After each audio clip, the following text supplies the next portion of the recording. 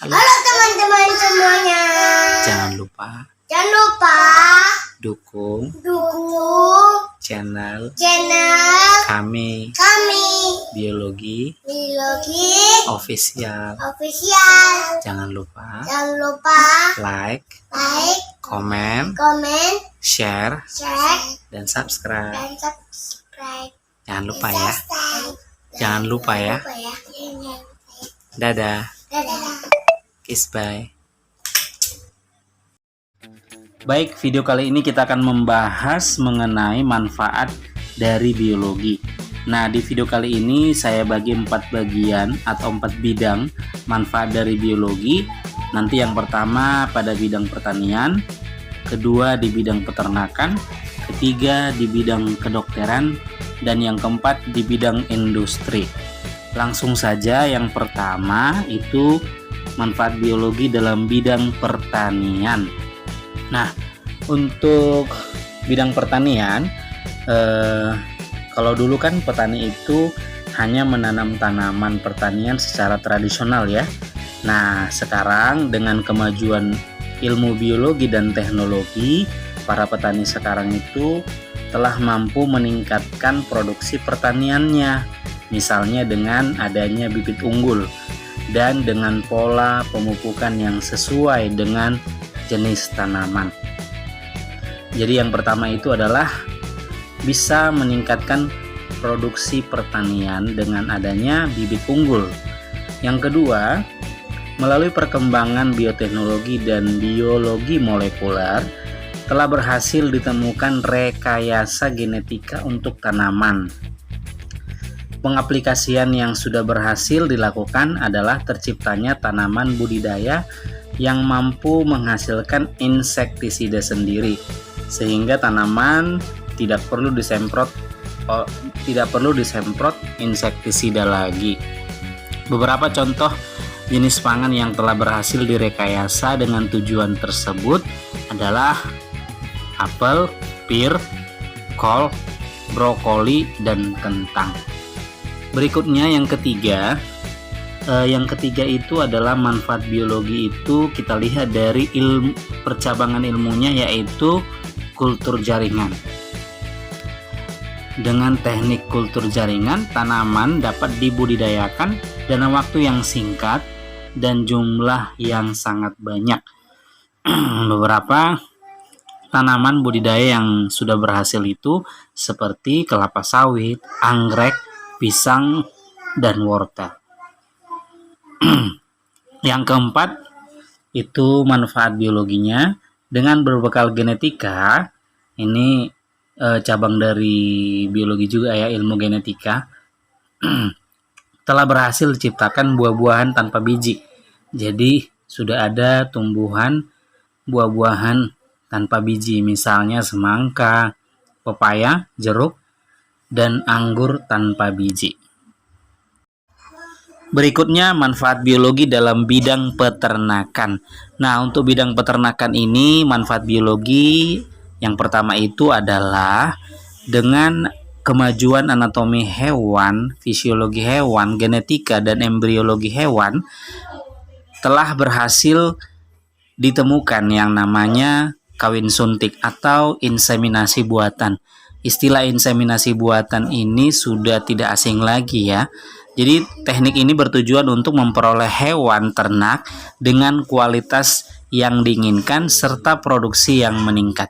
Jadi yang pertama itu adalah kawin suntik atau inseminasi buatan.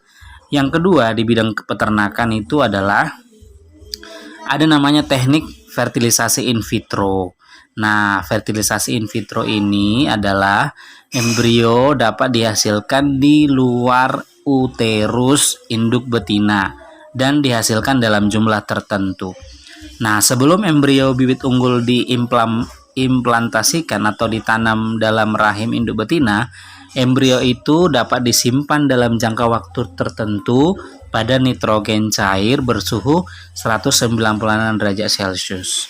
Embrio dari jenis unggul ini kemudian dapat diimplantasikan ke dalam tubuh induk sapi betina yang tidak unggul dari spesies yang sama. Dengan demikian, akan mempercepat diperolehnya banyak sapi yang unggul. Jadi sangat membantu ya, artinya akan diperoleh banyak sapi yang unggul, banyak hewan ternak yang unggul dengan metode fertilisasi in vitro ini. Berikutnya yang ketiga, manfaat biologi dalam bidang kedokteran. Nah, biologi ternyata memberikan manfaat yang sangat besar loh terhadap kemajuan ilmu kedokteran, terutama dalam penanganan masalah-masalah penyakit. Yang pertama, transplantasi atau pencangkokan organ.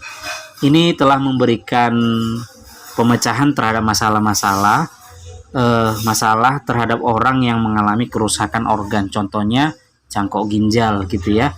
Jadi ilmu biologi ini sangat membantu ya, sehingga transplantasi atau cangkok organ itu bisa dilaksanakan atau dilakukan.